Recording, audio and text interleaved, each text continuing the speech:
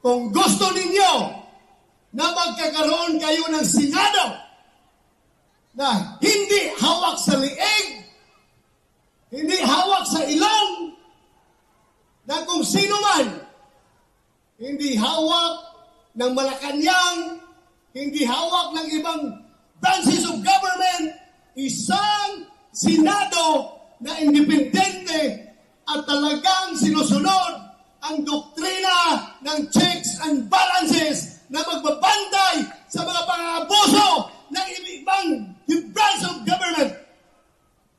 Wala kayong ibang gawin, kundi iboto itong sampung ito. Duterte.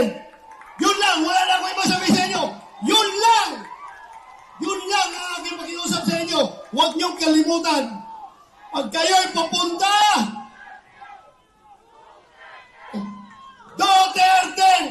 Duterte! Duterte!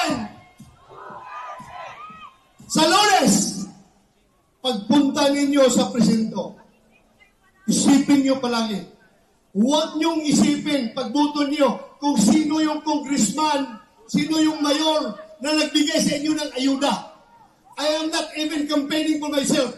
I have to campaign for the future of this nation. Kung tayo magkakaroon ng mga mababatas na ang iniisip ay puro bulsa lamang, goodbye, Philippines. Pero kung ayaw nyo mag-goodbye sa Pilipinas, ang solusyon dyan, itong nasa likuran ko, Duterte! Maraming salamat!